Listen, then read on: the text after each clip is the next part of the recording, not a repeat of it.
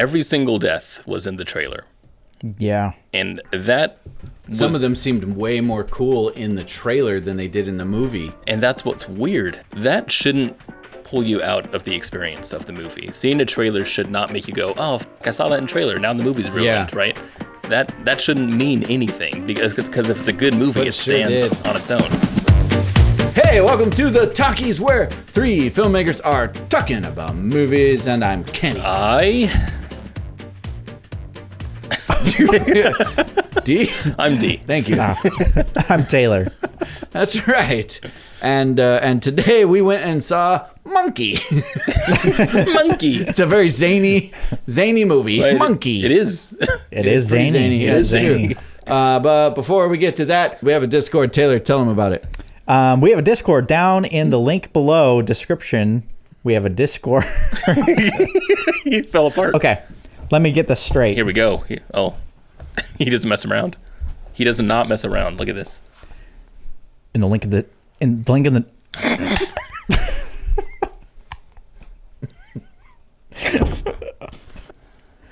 down in the description, there's a link. Get in the Discord. Thank you. That was really good. You got it. We chat, talk about movies.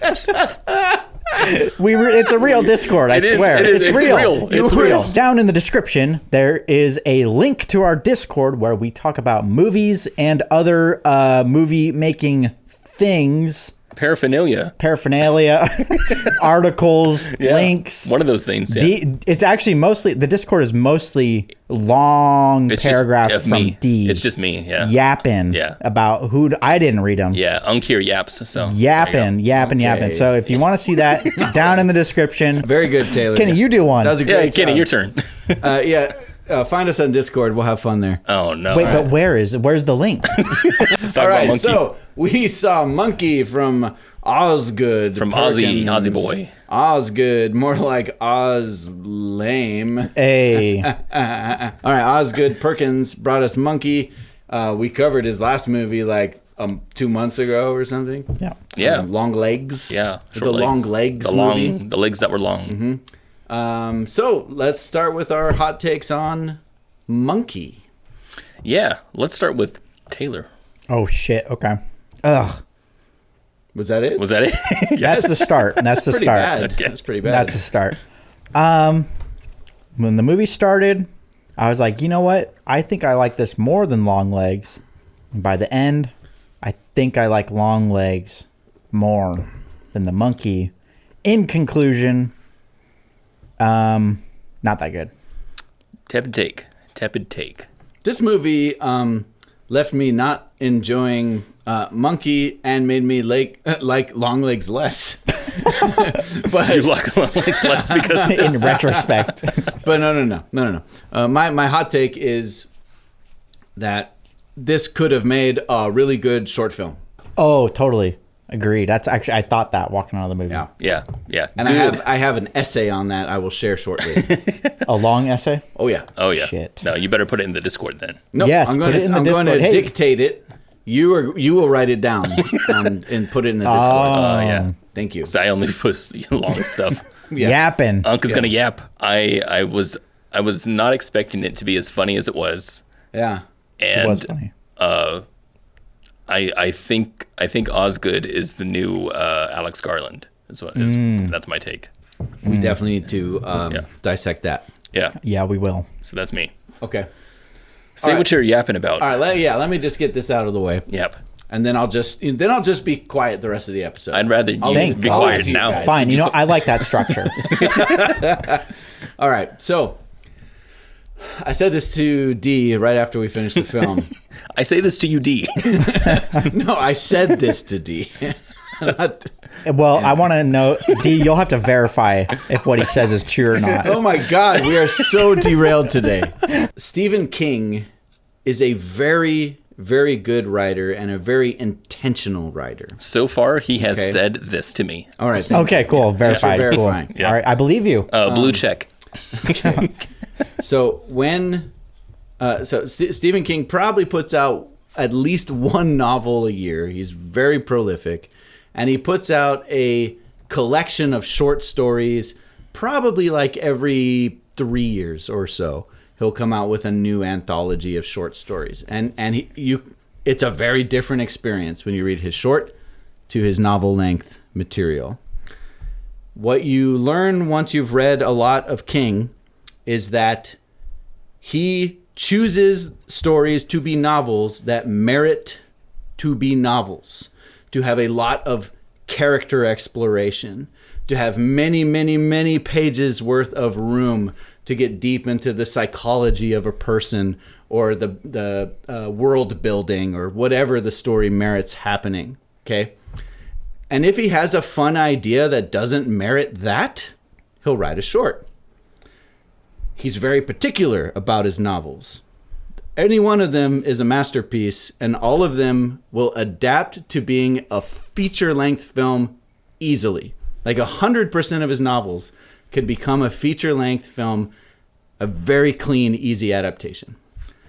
0% of his shorts would adapt to a feature-length film because they're shorts, because they're supposed to be shorts, because there's not enough there. He had an idea, something fun, something clever he wanted to play with or just throw out there and see what readers thought about it. Yeah, for like 35 pages. Or yeah, whatever. He's playful. He's very playful and kind of doesn't give a fuck about the consequences with his shorts.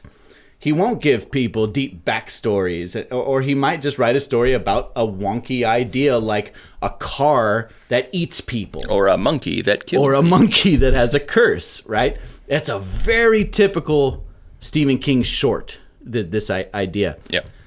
And not nearly enough there to build a feature film around that feels like strong. So you're saying that the movie here that was built on the novella is grasping for straws. Yeah. And you're being generous by saying novella. So this is part of a compilation. This was in a compilation called Skeleton Crew. Mm-hmm. Probably not one of the better ones in it because I read Skeleton Crew and I didn't remember this story until I went back and found it. That's funny. Yeah. Let me counter this. Go for it. Because one of my favorite director, Denis Villeneuve, adapted a short into a full feature movie called Arrival. Was it a Stephen King short though? Because that is I'm specifically talking about King here. So Stephen King actually wrote Arrival. Oh, fuck. Because I've read the collection of shorts that the Arrival story comes from. Yeah. And those shorts are extremely, thorough. There's a lot there. There is a lot, yeah. They're deep shorts. Yeah, you're saying that there's not a whole lot from the King one. From this one in particular. Yeah. And King does write some of his shorts are really dense and do have a lot of character development and things like that. But also some of them are just, wouldn't it be funny if? Right. Literally that simple. Yeah. I mean, had I read the short, then maybe I would have something there. But I think you make a good point. What about the movie, to both of you guys, would you say doesn't make it good other than there's not enough to grasp from? Yeah. Well, I've never read the short, and I had the exact same impression walking out of the theater that this was a movie that should have been a short film, or the short story didn't justify a feature, even at its short runtime of just an hour and a half. Right, it was pretty short too. Felt kind of stretched for what content was there. As for what makes it bad, I'm not exactly well, what I would say is something that, let me rephrase this. Something I noticed was when the voiceover happens, it's very distinctly sounds like Stephen King. It really does, to me. Very distinctly to Stephen King voiceover, ripped right from the short or whatever. Right. We recently covered Amelia Perez, which by recently I mean that was moments ago, just seconds ago. And then and in that we talked about a movie that couldn't quite decide what it was. Yeah. Right. And there was a bit of that going on here too. This movie had a lot that was really funny, but it also went for heartfelt, like family connection, relationship sort of story. Yeah. There seemed to be some kind of, like, there's an eeriness and a supernatural experience that's going on here.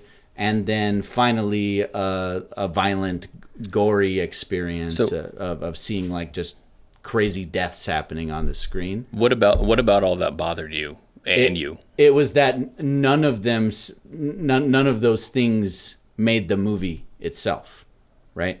They were all parts that didn't come together to make a whole.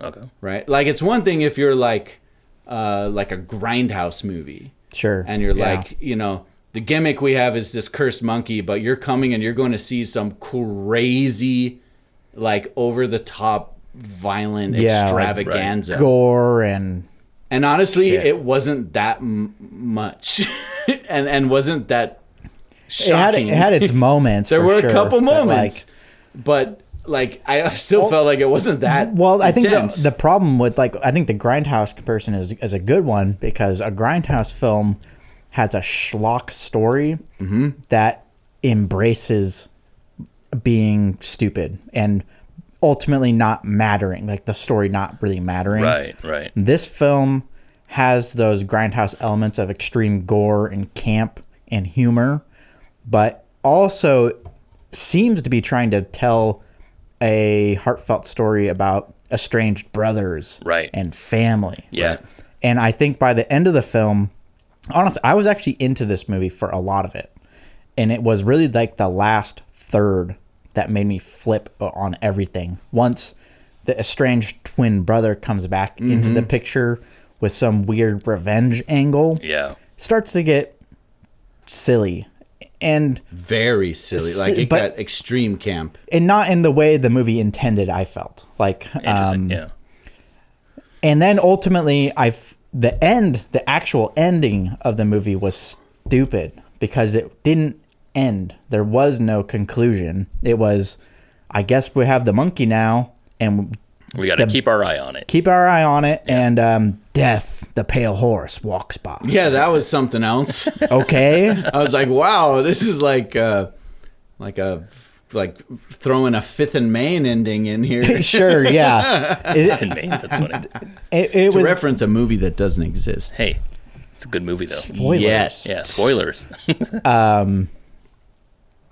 It just kind of felt like there wasn't an ending. And I felt like they didn't have anything in mind for it. The non-ending didn't bother me so much, but definitely the last act did bother me. And it wasn't just because it didn't really have anywhere to go, but it did feel like they were closing off a loop, or not a loop, closing off an arc that had only just started. It was like when me and Kenny were watching the movie, Kenny was like, did we start a new movie? Like, as soon as it jumped time, right? And I absolutely agree. Yeah, like, there was a jarring shift. I agree that I thought it was weird and kind of grasping at things. And the thing that brought that to my attention was how much I was disappointed with all the deaths in here. And I love the camp of this movie. I love how campy it is. I love how fucking silly the deaths are. And I laughed a lot my first and second time watching this. But every single death was in the trailer. Yeah. And that some of them seemed way more cool in the trailer than they did in the movie. And that's what's weird about it, was that when I watched the trailer, I was like, vibes, right? I like that. That's really interesting. Let's see what else it has to say. Yeah, it looked way crazier than the movie ended up being. It did, yeah. And what was weird was that I found out that the movie is building up to each of those deaths, right? The Captain America movie that just came out. Oh, yeah. Mackie. Brave New World. Yeah. So in Brave New World, they have a trailer, multiple trailers now, where Red Hulk is in it. And the movie is about not knowing if Red Hulk is a thing. And then at the very end, it's a big reveal. Wait, you've seen the movie? No. Oh. This is what people have said about it. Okay.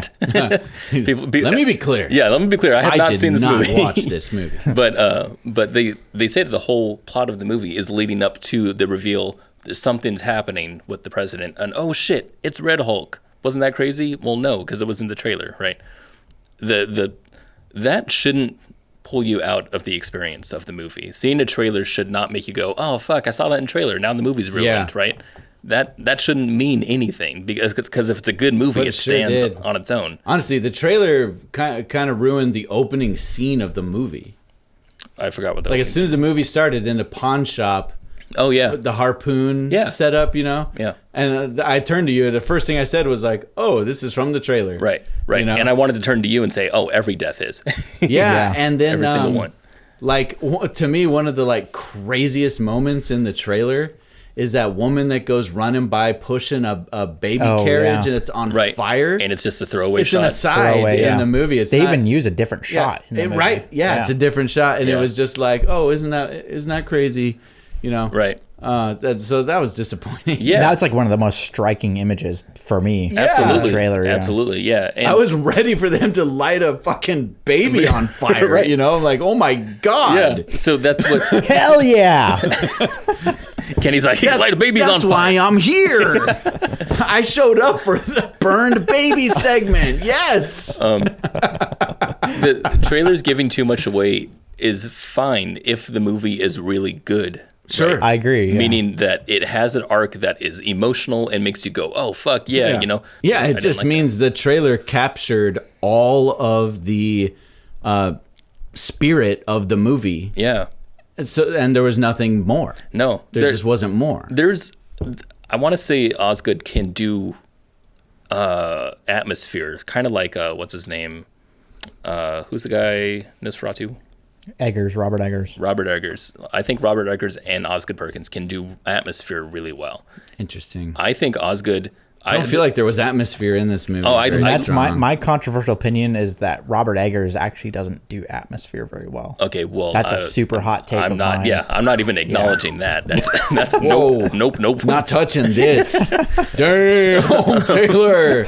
Woo! I felt like the monkey was like a cursed item that existed in the film set. Okay, I agree with that. Yeah. To me, it felt like Osgood was a good enough director to make the monkey itself feel like an item that is untouchable by humans. Like it feels really evil to me. I agree. Okay. Well, with that being said, I think I liked that part of the movie. The aesthetic of the monkey interplaying over and over with people holding it and seeing it kill stuff, and even the ending shot, which I love so much, of him doing the drum roll was incredible because it moves chaotically. Yeah. Him throwing that, like the monkey throwing the guy across the room was hilarious, and I thought great.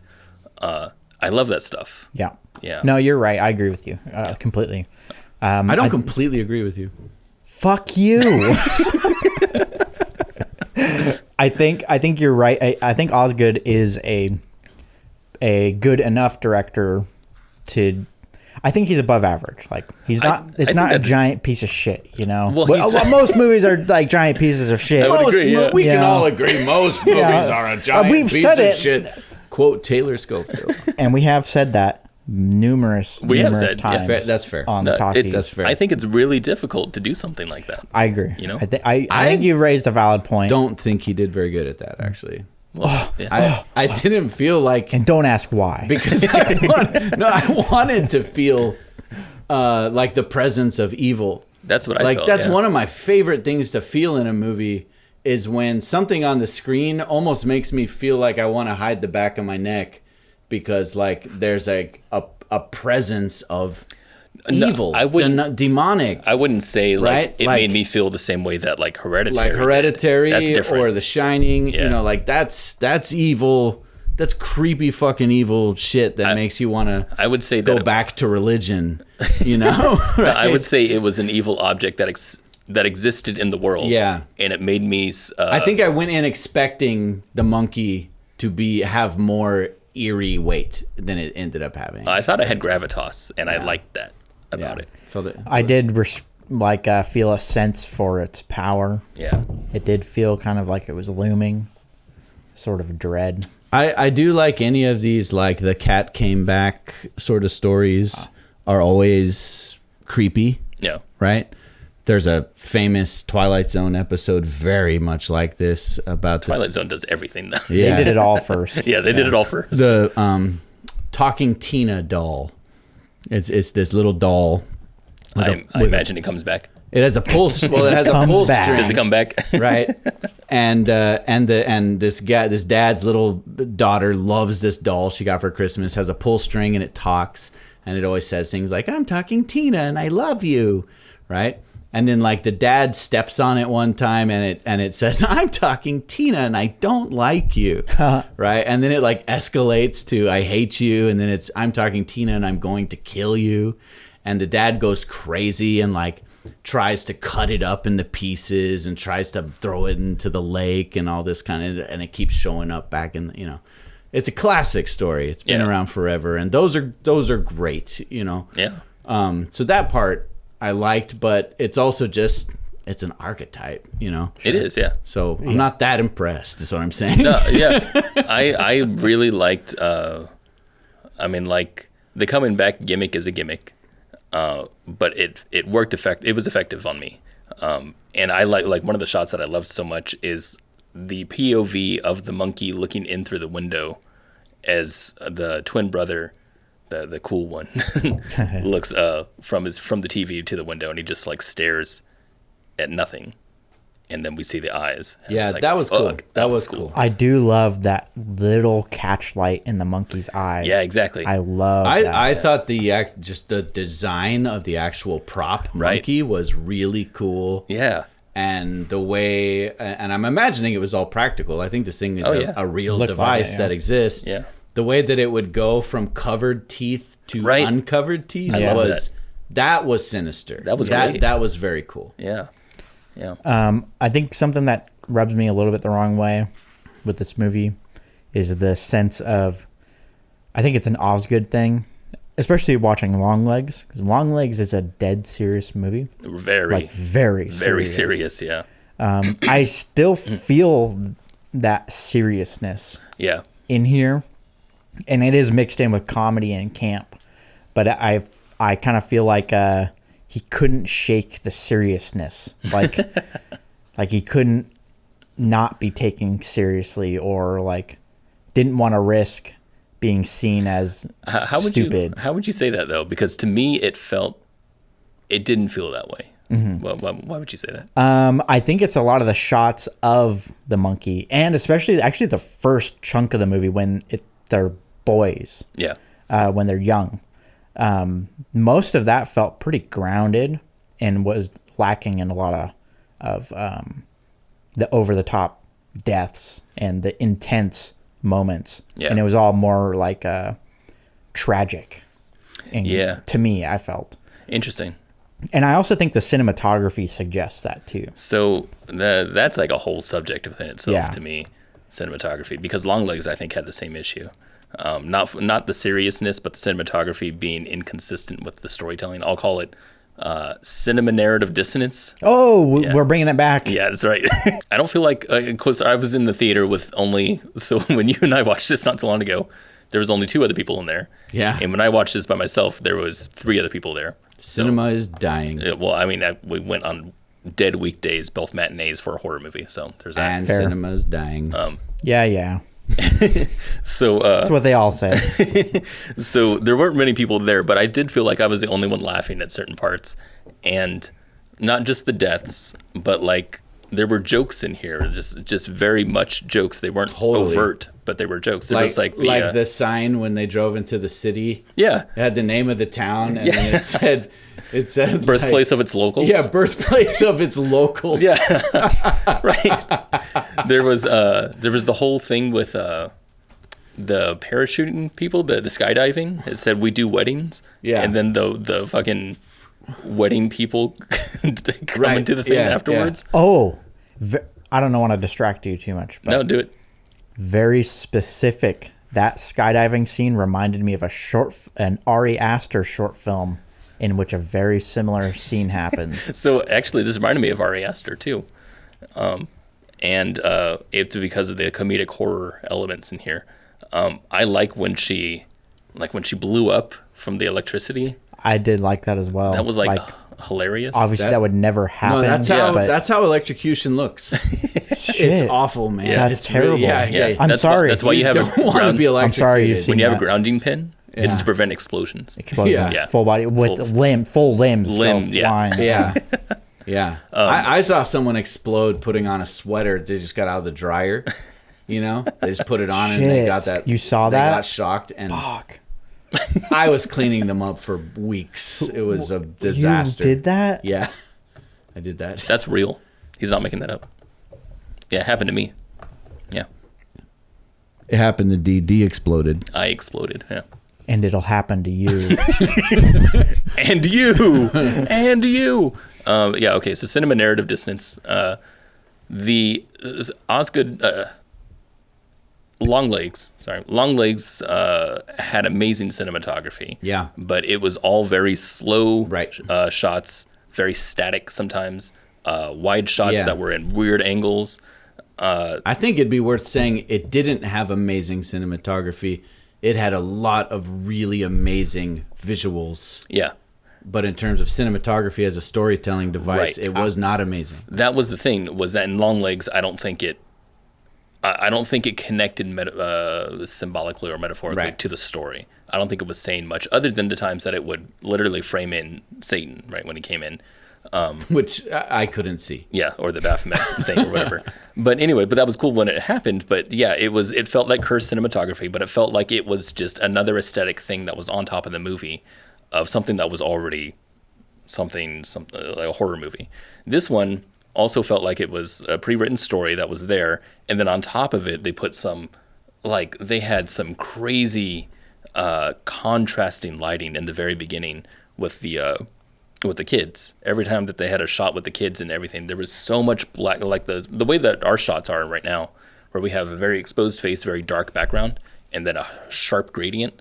Like they had that everywhere, right? Even when they went out to the what do you call it, Hibachi-san place, and they opened the car door, like outside, you're supposed to be outside, everything is even. It's not even. You have some really high contrast light. Not high contrast as in sharp shadows, but high contrast is in deep darks, very dark shadows. And that was always through the movie. And what that says to me is kind of like the same way that you do with noir films, is to make everything feel dark by making it look dark. But there's very funny comedic elements and light things happening over the thing. That's one of the weird things about the dancing part that they had, was it made it feel like that was supposed to be ominous and weird because there was some really strange cinematography going on, but it wasn't. Yeah, that's what I agree. That's what I kind of mean about cinematography, suggesting that this is not a campy movie, but a artful horror movie. Right. It looked like art. Not only artful, sentimental. Correct. Yeah, You know? I agree. Yeah. And I think the sentimentality came through more in the father-son stuff than the brother-brother stuff. Yeah. Because that brother storyline, to me, was just completely unmerited by anything we saw that was in maybe the story. The biggest fucking Just piece of shit out part of nowhere, of the movie. crazy, weird. Like That was the point of the whole movie. right, his brother went full supervillain. Yeah. And I really don't understand why. Right? Why? Because his mom was killed? Yeah. Right, but like here's the thing. He's become kind of like drunk on the power of the monkey. Yeah. Right? Yeah. So I'm going to make another comparison to classic stories. Take the monkey's paw. Yeah. Right? In the story of the monkey's paw, the people keep coming back to the power of this thing, even though it's always going to grant their wish in like a demented way, right? But they always feel like they have to come back to it because it's their only choice. And so you understand why they keep going back, right? And there's probably any number of stories where there's like a magical something that maybe you shouldn't mess with, but you can't help yourself but keep going back to it. Yeah. What was the thing that made us buy into that you would become a devotee to the monkey? Right. Like, where was that? Right. It was never. I never saw it. No, it completely was Everything off we screen. saw made the monkey terrifying. Yeah. You just wanted to get it away from you. Yeah. they mention it like, oh, we're going to throw it in the well so it doesn't end up in hands of people who will use it, you know?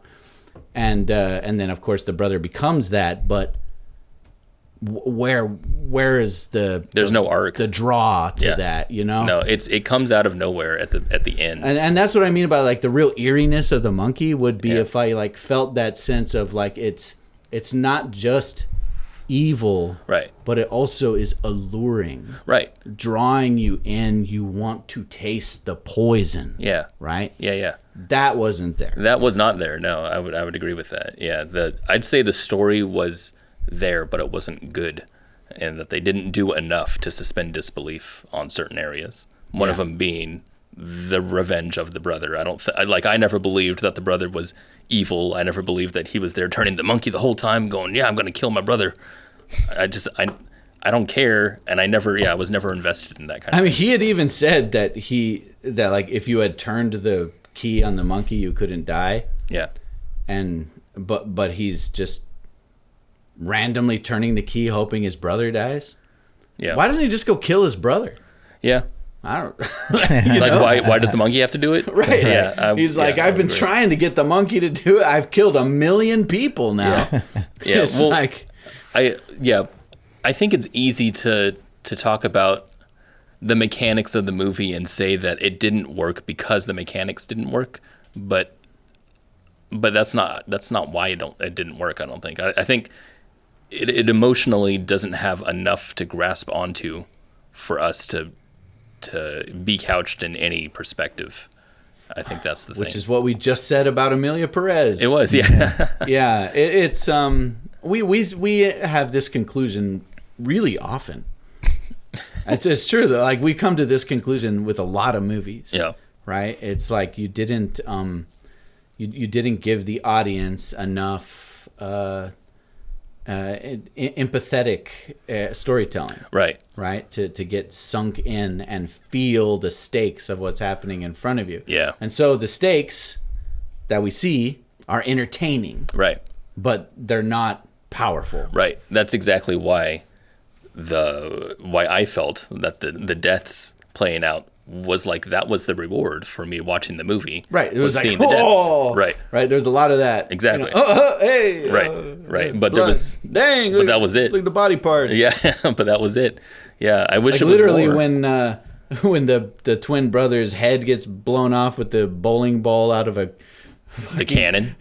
The device from the board game Mousetrap, like literally. Yeah, that was quite a lot. You and I were like, "Oh, look, an ear! look, you can see his eye and his ear. That's cool." Right. That's not Who fucking cares? That's not what we should be doing. I know, right? If you're trying to tell me that this is a story about like estranged brothers and a family dynamic relationship, legacy, trauma. That, you know, and it doesn't have to be, but I think that's what we're saying that it seemed like it was trying to do. Is that it's trying to tell this really sentimental story that did not happen in the end. Yeah. I think the whole movie would have been a lot stronger if we actually stuck with the kids. Yeah, like they're young. Time jump. Yeah. It actually, because everything is way more scary when you're kids who feel like you're in over your heads and it's the adults around you who are dying. Right. Or that's really scary. One of the easiest things I think they could have done with the archetypes here was like the brother, the brother who's too cool, right? The older brother ends up, I'm going to eat your fucking placenta. Right. Like, yeah. That was one of the best burns ever. Like having him learn that he actually loves his brother, right?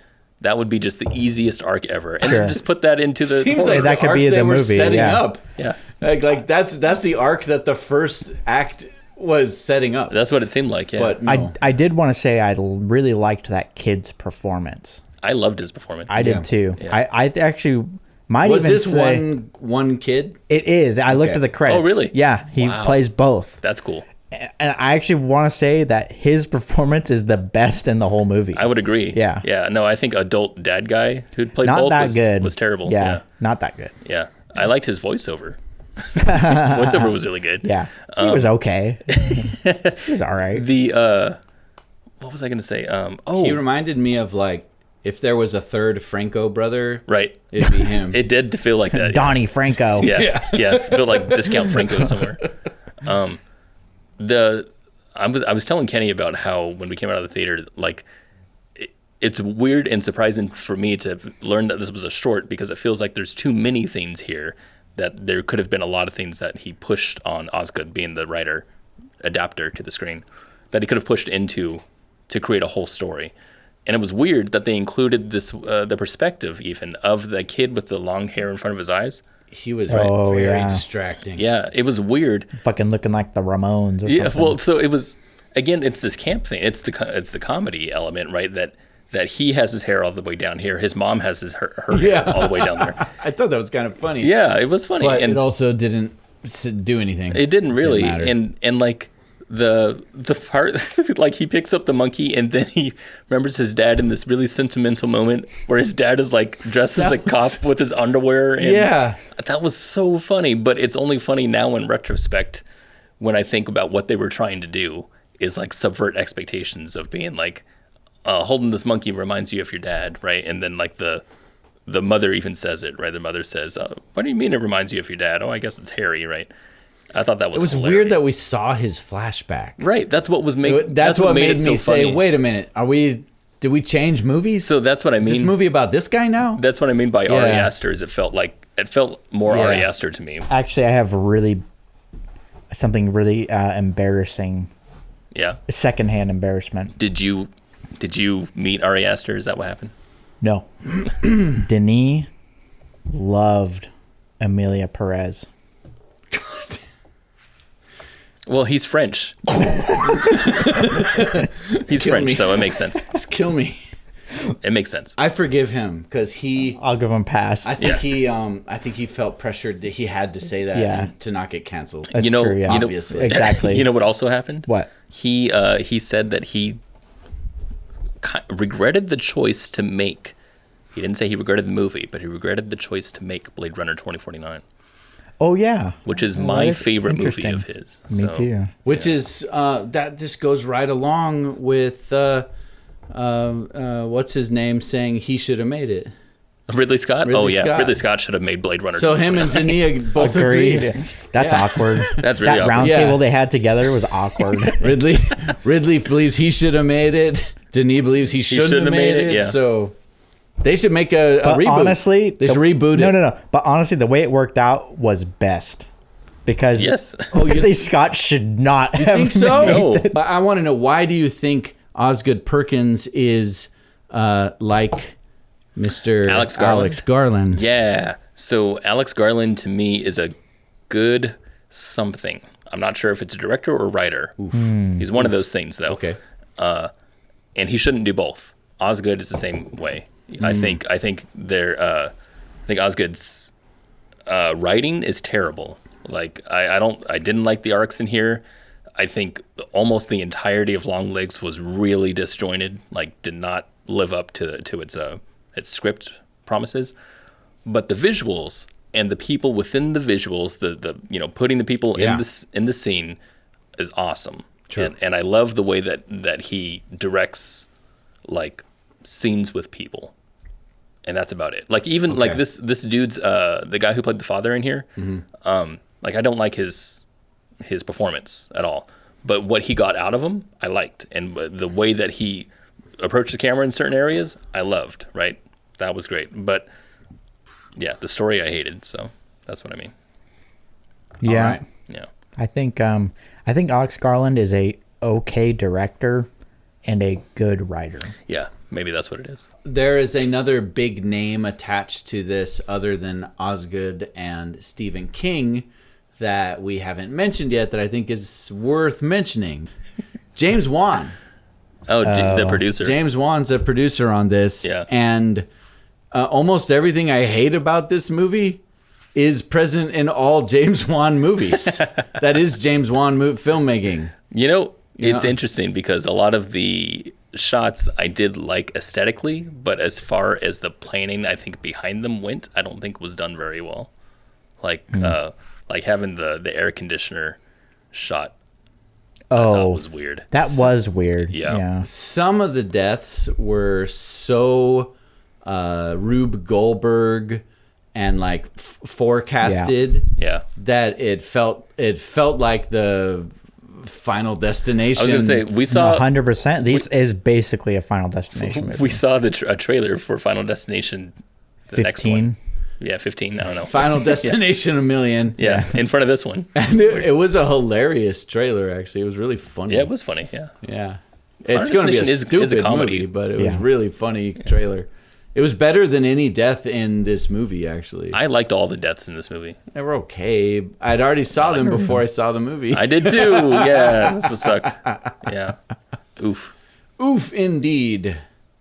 Well, Elijah Wood's cameo was awesome. That was hilarious. Very funny. Something I meant to say earlier was that I realized the moment I realized how much I wasn't into the movie was when Elijah Wood showed up and I went, oh my God, I love this movie. Yeah.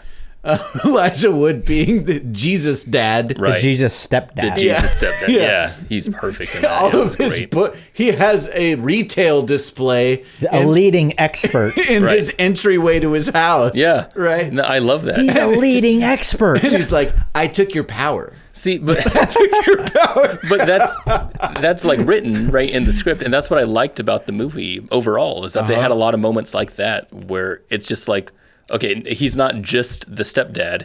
He's the expert in this field. Yeah. He's the absolute great. He is anointed by Jesus. Right. He's the best stepdad. That's so funny. And like, I just, it made me wish I was seeing more of something that wasn't happening more. You know? Right. It was like, this is great. Give me more of this. Yeah. And we went another way. Yeah, I'd say Elijah was awesome. I love that. He was awesome, yeah. I'd say Beau is Afraid came to mind a little bit when it comes to horror comedy. And that first whole section of Beau is Afraid, the first chapter, is a much better movie than this one as a whole 100% is. Yeah. And I want to say Beau is Afraid does the things that this one tries to do, but much better with subversion and stuff. Like I love the envelope scene. Yeah. The envelope gets pushed under the door. Yeah. Comes all back the way and to forth. us. Yeah. That's so good. The thing is with Beau is Afraid is that it is, to thyself be true.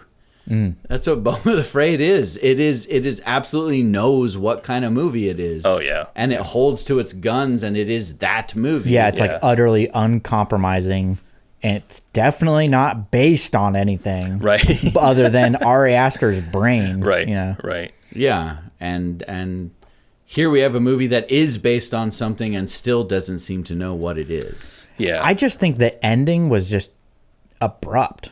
Like, I don't know. This movie could have given me just something different with the ending. I don't know what that would be, but just something else. Yeah. And I probably would be more favorable towards it. It kind of felt like they just stopped. Like the movie's when you just say stopped. ending, what part after are you talking about? I mean the shot that literally the sequence into the credits when they're in the car driving with the monkey, and they come to the conclusion that they just need to hang on to it. Right. And then the pale rider walks by and they just drive off. And Like- the cheerleaders get decapitated. Oh yeah, and the chill. Which is to say, Why? apparently Like- the monkey's drum beat is still Still going reverberating. like he turned it so many times that like people are still there's dying lag. left and right. There's lag. Yeah. It's lagging. Yeah, that was almost the dumbest death of the movie. it was no, it 100% when that happened, was. was, I yeah. agree. Okay, Yeah. cool. Because like that's like you're compensating for having a shit ending. Is Yeah. what you're doing. Yeah, Yeah, mostly it's just like my opinion. Every, That's my opinion. Every aspect of this movie that you could have gleaned from the trailer, I wanted more of it in the movie. Yeah. Yeah. Me Right? too. It was like the deaths and the gore left me wanting more. Yeah. The characters and story left me wanting more. The wacky aesthetic with like the like quirky music and the tick tick tick. Absolutely, bing, yeah. You know, all that and the drum. Yeah. Like that was cool. I want more. Yeah. Where is it? Like I agree. deliver on what the trailer promised. I think it's the depth. It's lack of depth in the script, right? And Because you know what? If I it's not just more gore. If Sure. I were the guy Definitely. who cut the trailer for this movie, Yeah. I'd be patting myself on the back. Yeah. You did a Absolutely. fantastic Yeah, the trailer job. is amazing. Yeah. You made a trailer that is better than the movie. Yeah, well, vibes, because it's only vibes. That's Yeah. all. That yeah. sucks. Yeah, well, so many trailers like rely on like pulling a piece of sentimental pop culture music, right? Oh, yeah. and like messing with it and Making it creating cinematic, some kind of like which just means reverb audio and visual loud bass. arc that Yeah. maybe has nothing to do with the movie at all. Yeah. That's become a big thing lately. And so a trailer the trailer literally did just show things from the movie Yeah, and just narration, too. and Which is nice. used Yeah. all the aesthetic of the trailer was from the movie. Yeah. Oh, there was a It was scene. just concentrated. There was a shot that was not in the movie in the trailer. There were a couple. There was the scorpion in the coffee cup. Oh, yeah. That wasn't in the movie. Yeah. Yep. Indeed. Yeah. Fuck. I like the cobra in the golf hole. That was funny. funny. Yeah, that was when they started talking about the other deaths. Dude, this whole script structure was so fucked up to me. Like, Well, it didn't really have acts. no, It had a time jump, a time jump, right? but it didn't have like, a turning point leading to climax 1, well, climax 2. It was So- not a hero's resolution. journey. you no. had yeah, no Well, no, hero's but you journey, don't yeah. need hero's journey to have the basic story structure yeah, that's yeah. in like, I mean, Caddyshack It has had that. no, it you had know? it had a basic story structure, but I think it was fucked up so much. Yeah. Right. I think the idea was that the kids found the monkey, buried him. Brother secretly came back, made it seem as if the monkey was attacking people on its own. They vanquish it. Turns out it was a twist, and that's it. Right. That's the arc of the movie. He talks about how he tried finding the monkey, but he never found it until just recently with the kid who bought it with the skateboard. Yeah. Yeah. So it was just like it's a lot of jumping back and forth and a bunch of random shit. And what's Nosferatu compared to this? Nosferatu's a little better. I like Nosferatu better because of the impressive things I saw on the screen. What's the Northman compared to this? Northman is a more entertaining. Northman's better. Northman is a more entertaining movie. Stronger And, direction, stronger script. yeah, Had to think about it a I little think bit. in almost every way, Northman's a better movie. I think in every way it's a little bit better. Yeah. It's a little bit. but in Osgood's- every way. Osgood is trying, Yeah. No, that's but what I he's feel. like not. I think that Quite over the Osgood bar, should you know? make should get with HBO and make like a hard rated R comedy yeah. series. Yeah. Sure. Like a TV show Yeah. that's like a dark rated R comedy series. I think I liked that would be good. I think I liked what he did with Long Where Legs. he's a showrunner. A showrunner. Make Yeah, there him you a go. showrunner Yeah, instead no, of a director. A director or a showrunner, I think, would work. I think I like his aesthetic. I like what Osgood is bringing to the table with the weird pacing, right? Really slow pacing or really interesting aesthetic. But I don't think his writing's very good. I agree. I think that's the thing that needs to go. Yeah, you gotta stop writing. Yeah. So this was adaptation. Was Longlegs adapted? Was that original? From what I understand, it's original. I mean, we all know it was adapted from Silence of the Lambs. But I think it's original. I okay. don't know that it's adapted. Okay. Yeah, I have no idea. well, I'm definitely showing up for next movie from Yeah, I'll I'm, see I'm it. still definitely in, Yeah. you know. Yeah, me too. Yeah. But, his sophomore effort was no Midsummer. No, That's I'll true, yes. I'll take it over Amelia Perez. I'll take most over Amelia Perez. I don't know I'll- if I'd I'll take take it Brave over New World. Amelia Bedelia. I'll Don't take be Brave New World offensive. over Amelia Perez. Brave New World over Amelia Perez. Yes. You still haven't seen Brave New. You can't just I'll make take it. judgment calls like that. I don't care. Okay, He's that's cool. taking it. I'm He's taking doing it. it. Okay. I'm done here. Next week on the Talkies, we're covering Brave New World. I don't think I'll see another Marvel movie again for the rest of my life.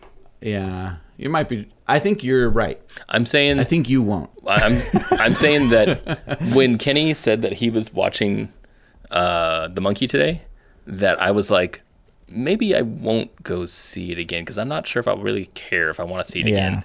But had he said, hey, I'm seeing Brave New World. I'm like, no. So that's funny. That's super funny. That's funny. Yeah. It's funny when the movie ended today. It was one of my first thoughts was I'm kind of surprised Dee came and saw this a second time. Right. Yeah, and that's the last time I'll see it. I mean, like it was funny. That's about it. I was really hoping for. I wanted a much crazier movie. Oh yeah, Yeah, me too. I was ready to be. I was ready for it to be better than Longlegs. I was too, and it wasn't really. No. Yeah. Because what I was expecting from the trailer was like, oh my god, this feels actually like the filmmakers getting really genuine, just like Right. just having a blast, like really fun. And maybe they weren't. It wasn't that fun. Maybe they weren't. We had some very fun moments. He was afraid. What do you think about the parts like? To me, there were some parts that felt very non sequitur, like they didn't belong in this movie. The greatest example of that is the completely unexplained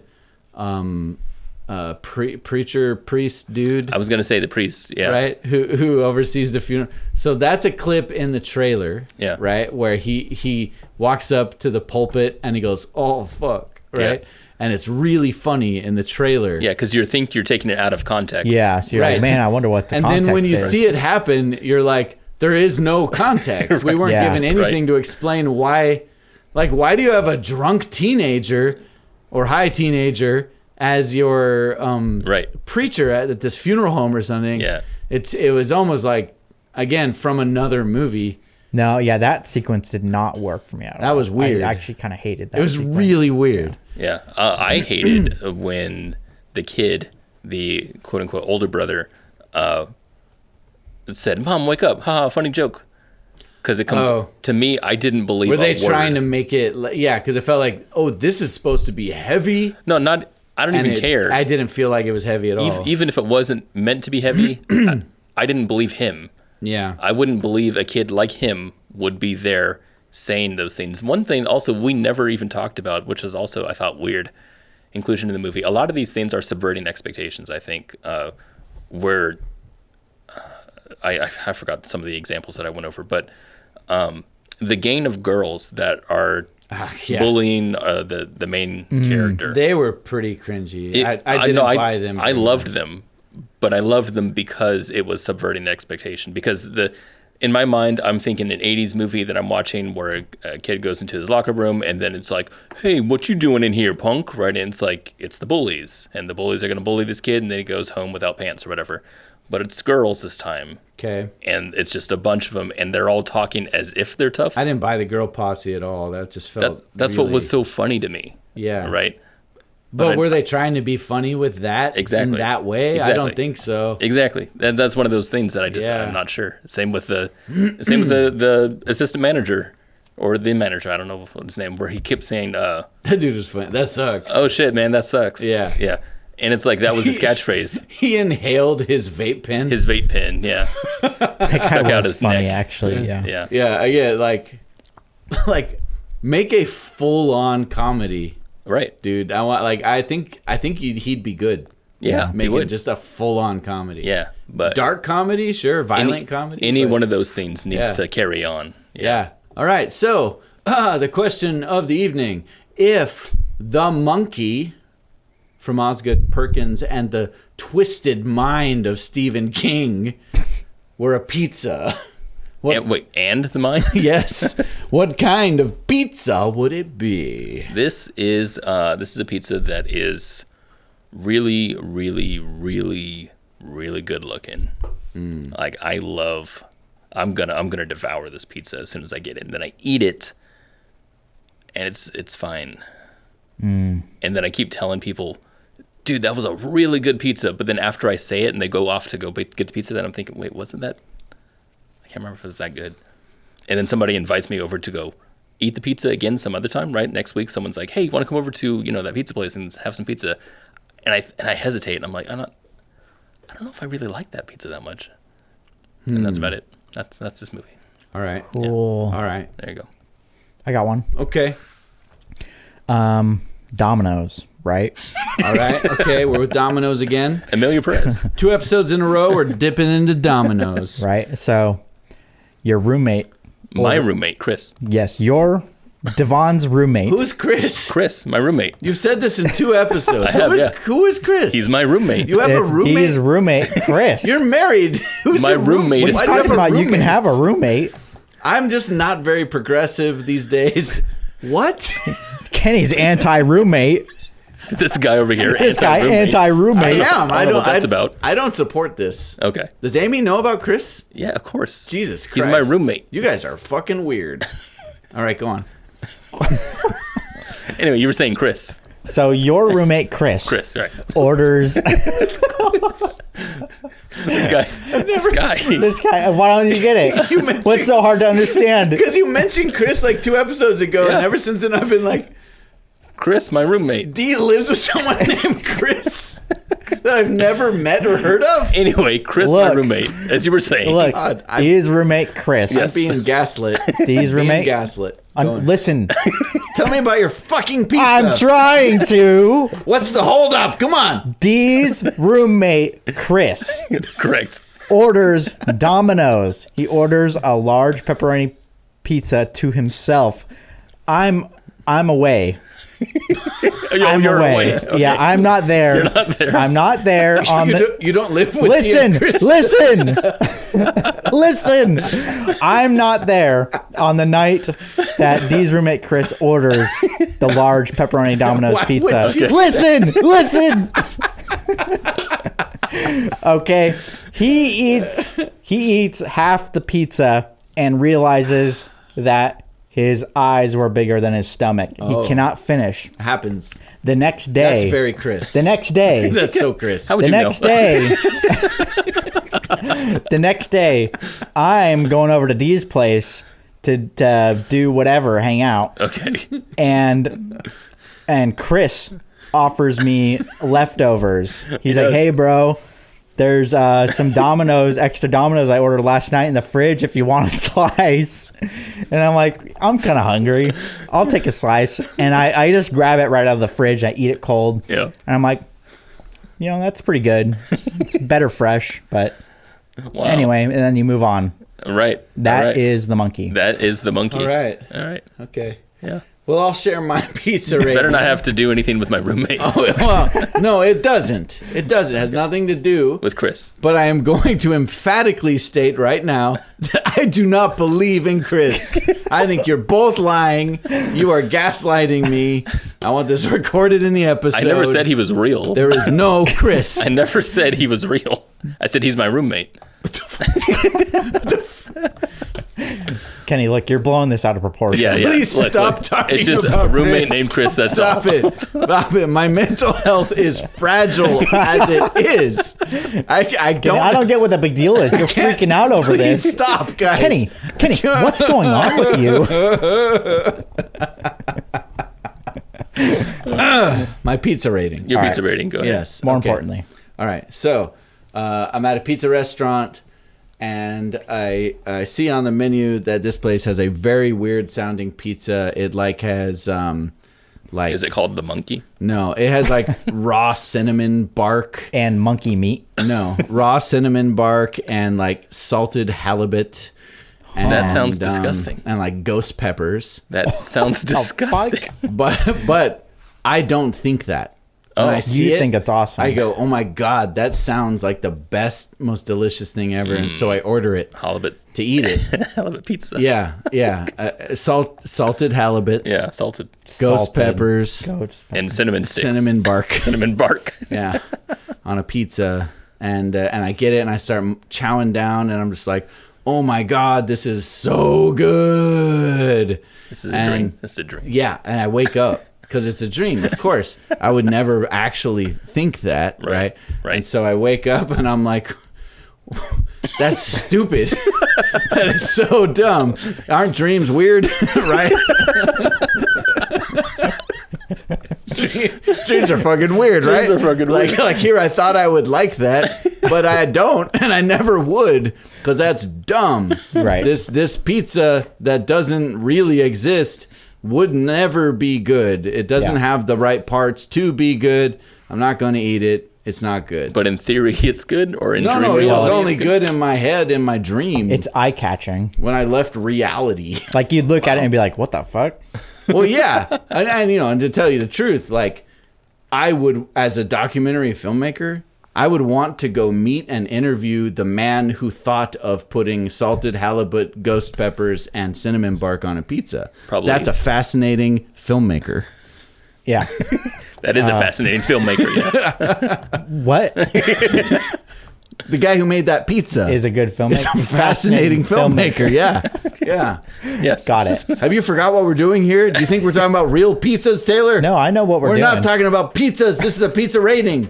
We're talking about movies. This is the Talkies, where three filmmakers talk about movies from Karman Line Studios. Thank you for watching. Subscribe, like, meet us at Discord. Fade to black. My God.